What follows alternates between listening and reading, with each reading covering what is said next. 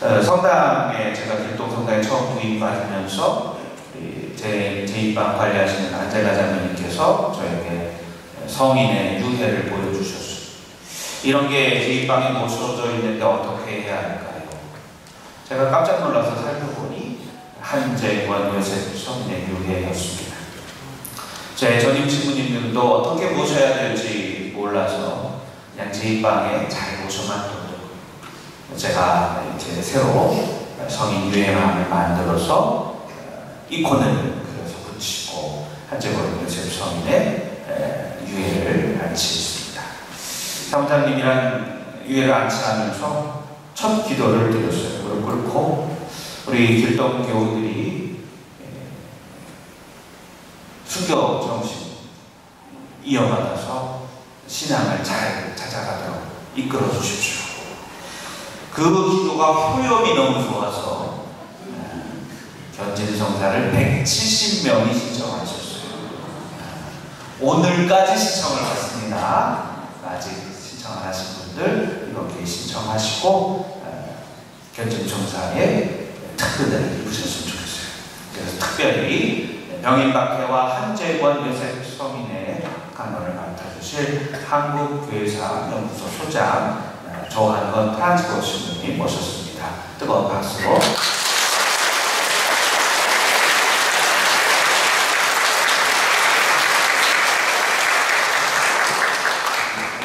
다시 인사드릴까요? 참배 예수님.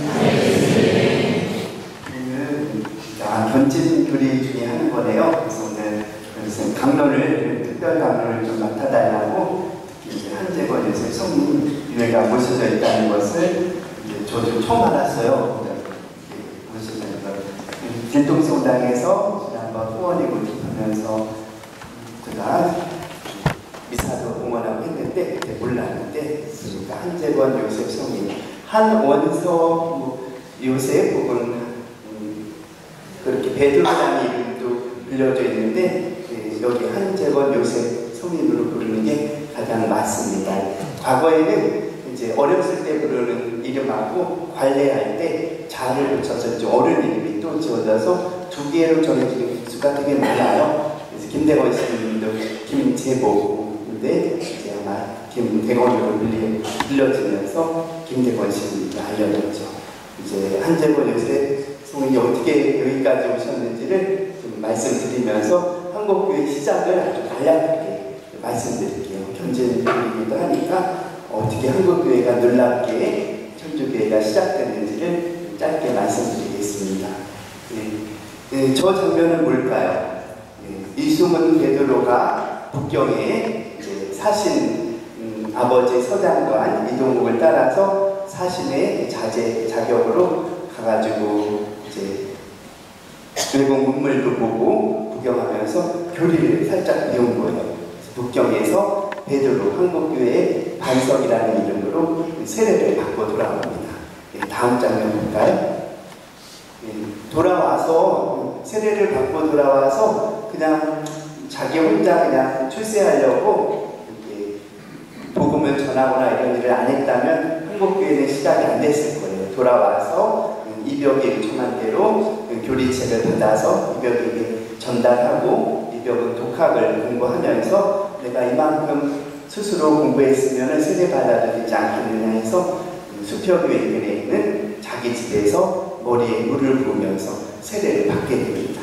이게 한국교회의 시작이에요. 그리고 나서 1년 후에 계속해서 이들은 기도 모임을 말씀의 전례 비슷하게 오늘날 독서도 하고 강론도 하면서 그런 모임을 하게 됩니다. 이게 김범우의 명례방 공동체에서 집회를 여는 모습이에요. 그래서 가운데 파란 옷이 누굴까요?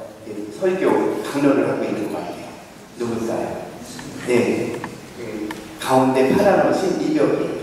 이벽에 실제로 거기서 설법을 했다 그러는데 불교 용어고 거기서 하느님의 천주의 말씀을 전하는 복음 강론을 지금 하고 있습니다. 그래서 파란색 옷은 하늘을 상징하고 이제 손가락을 저 하늘에 주는 천주를 지금 설명드리는 중이고요. 뒤돌아서 있는 사람이 김범우예요. 많은 신자들을, 손님들을 맞이하기 위해서 뒤돌아서 마주 마중을 하고 있습니다.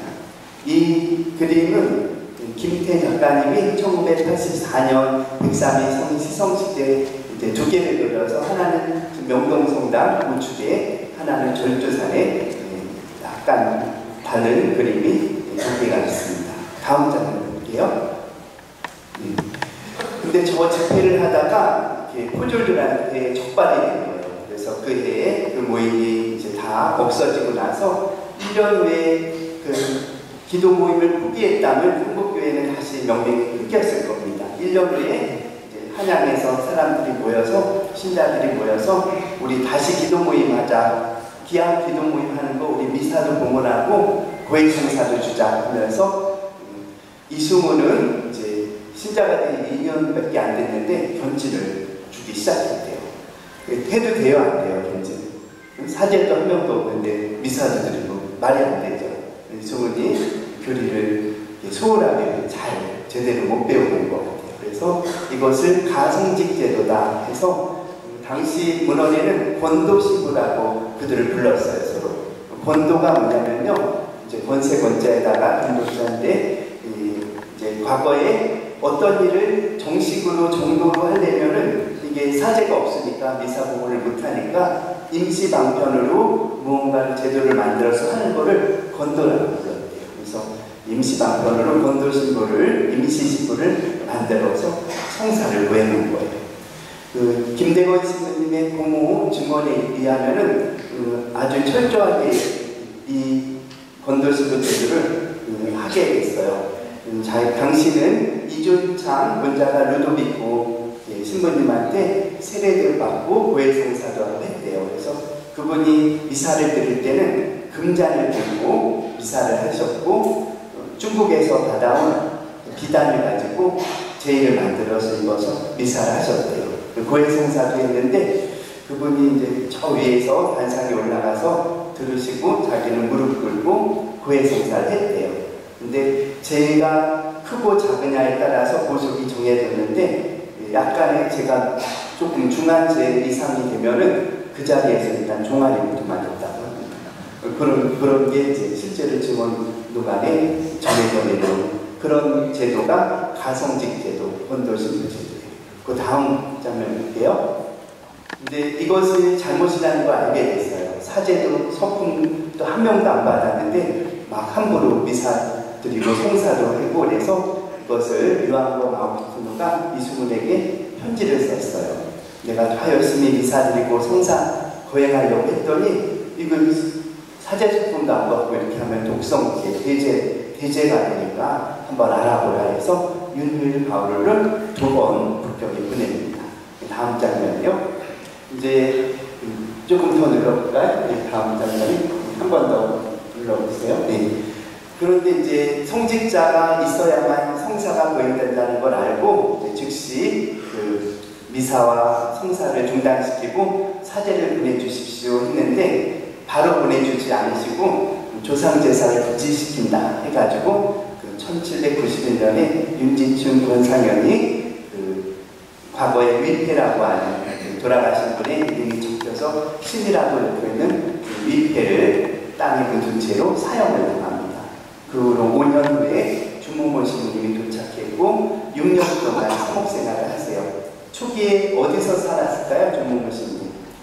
오시자마자 지금 가해동 성당 인근의 북촌 한옥마을이라고 하는 그 지역에서 이제 집을 빌려서 사시기 시작했습니다. 6개월 동안 잘 지내시다가 부활절 미사를 봉헌했는데 진사 한여기에 밀고로 포상을 받기 위해서 주무모 신부님을 고발을 해요.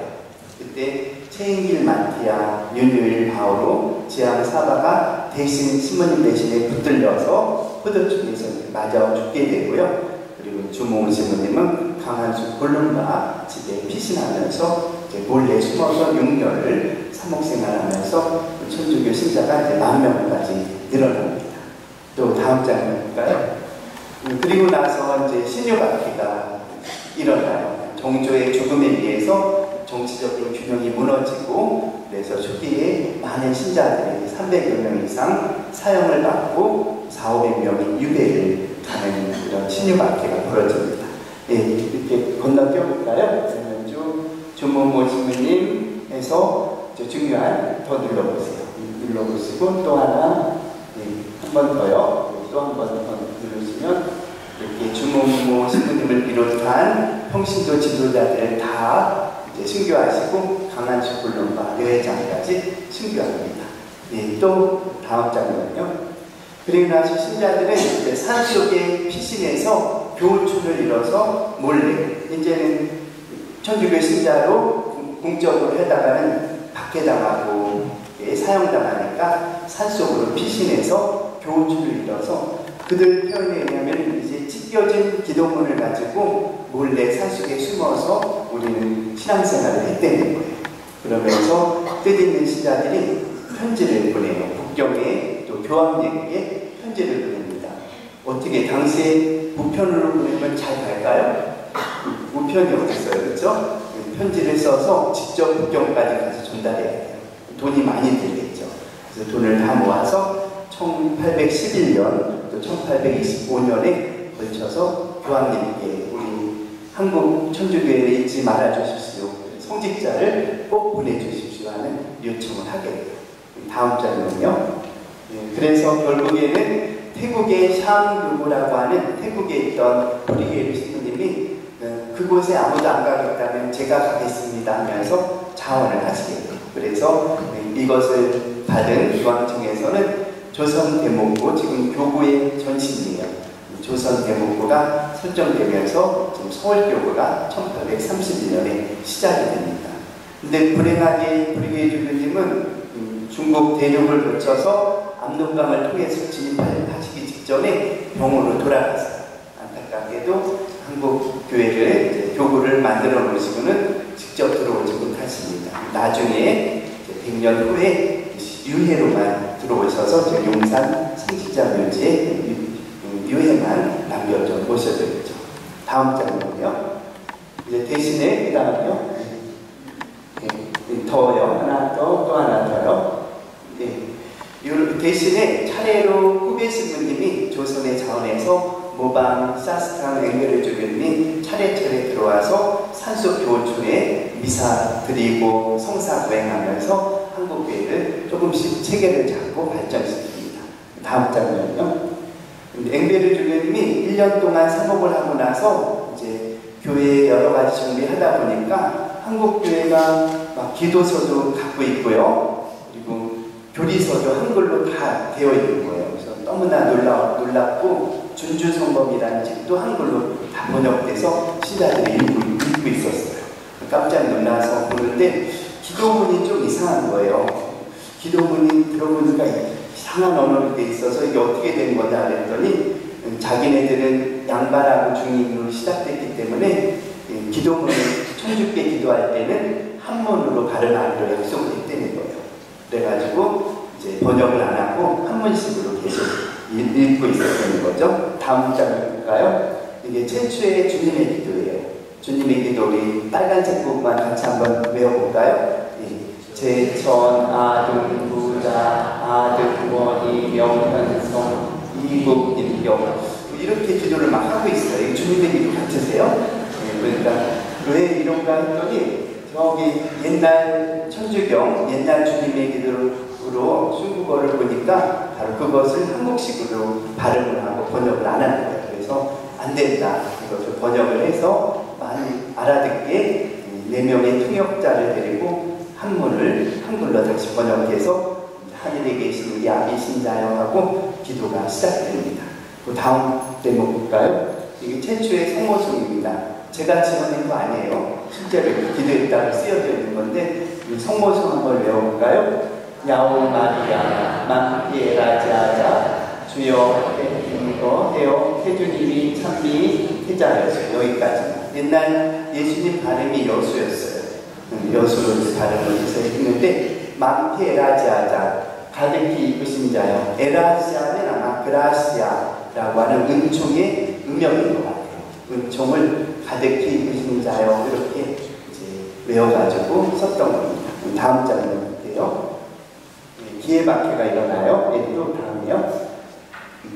그래서 앵베르, 오방, 샤스탕 세 분의 성직자 외에 많은 평신도 정하상, 바오로 이런 이들이 유진길, 아고스티노 이런 분들이 순교를 하십니다.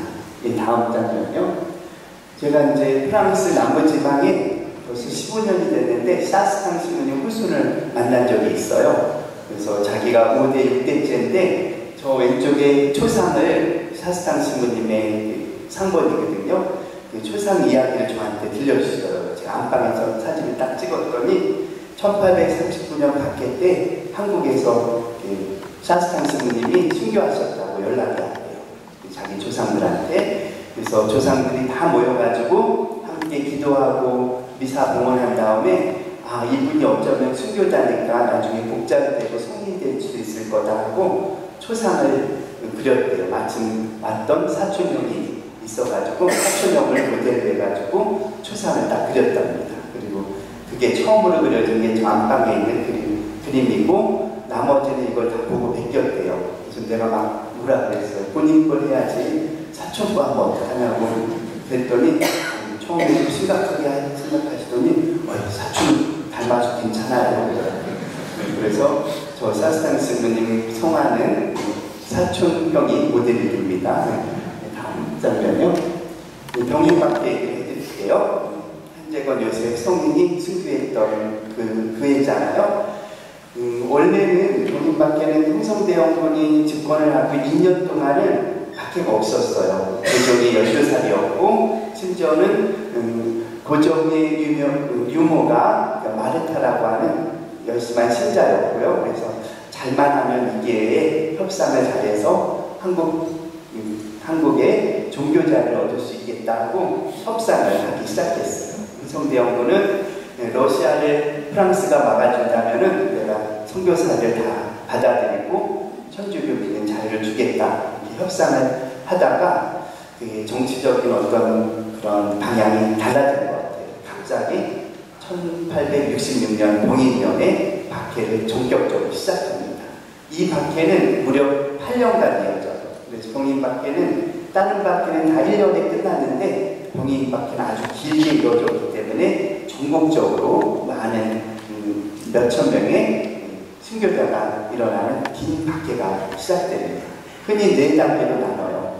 1866년 봄에 시작됐고 그렇게 해서 선교사들 9명 다 처형시키고 끝날 줄 알았어요. 근데 하필이면 늦게 프랑스 함대가 와가지고 서강까지 와서 이제 시위를 하는 바람에 바로 서강 인근의 절도상 야마지 나루터가 새로운 사형자입니다. 그리고 나서 또 2년 후에 1868년에 오페르트 도굴 사건이라고 이제 흥성대원군의 아버지 묘를 파헤치려다가 이제 걸린 사건이 있어. 그걸로 박해는 더 강해집니다. 1871년에 미군 함대가 왔던 심리 양요에 의해서 박해가 척사비가 세워지면서 박해가 점점 세집니다. 다음 장면요.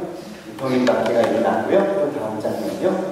흥성대원 사진이고요. 그래서 선교사 9명이 순교하고 3명이 중국으로 피신을 합니다. 다음은요.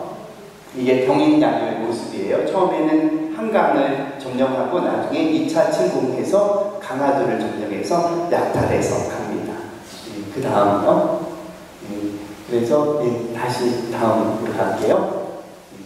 방마르타라고 하는 유모가 있는데 이가 고종을 이렇게 보호해주는 유모이기 때문에 잘만 되면 왕이 세례를 받으면 종교자를 얻을 수 있잖아요. 근데 그런 것들이 다 되지가 않았습니다. 다음이요. 또 다음이요. 그래서 병인박해의 원인을 보면은 이제 러시아를 막아주면 천주교를 받아들이겠다고 했는데 러시아가 이제 다른 일 때문에 우리의 통상 교류를 잠시 동안 끊어요. 이렇게 내려오려고 하는 협상을 하지 않아서 러시아의 위협이 사라지고 당시 이제 경복궁 제거한 서원 철폐 때문에 민심이 이렇게 흉흉했어요. 그런 것들을 이제 역전시키기 위해서 천주교 박해라는 명분을 내세워서 박해가 시작돼요. 다음 장면요. 이제 순교자는 우리 한 5천에서 8천 명 정도 잡고요. 우리가 이름을 찾아낼 수 있는 순교자는 2천여 명 정도 됩니다. 나머지는 무명의 순교자로 처형을 당한 거예요. 다음 장면이요. 성거산 줄무덤 이런 데서 다 뒤늦게 미군이 이제 길을 개척하다가 땅을 그래서 땅을 파보니까 시신이 발굴됐고 한결같이 목이 잘라져 있었던 거예요. 그래서 나중에 알고 보니까 천주교 공동무덤이라는 걸 발굴하게 됩니다. 이게 성거산 줄무덤이 다음이요. 절두산이고요. 다음이요. 그래서 한재건 요셉 성인에 대해서 아주 짤막하게 정리해 드릴게요.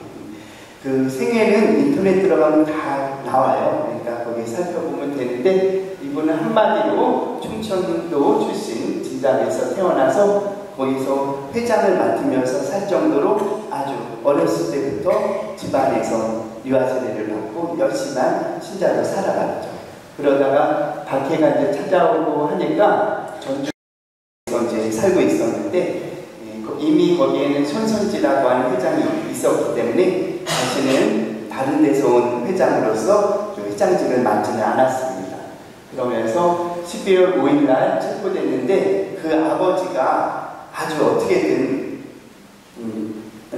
이를 이제 감옥에서 빼내려고 돈도 매수도 하고 설득을 해보려고 했는데 거부를 합니다. 나는 이미 순교하기로 마음을 먹었다고 하면서 결국에는 12월 13일 되게 전주에서는 수정이가 사형터가 되거든요. 수정이에서 31살로 사형을 받게 돼요.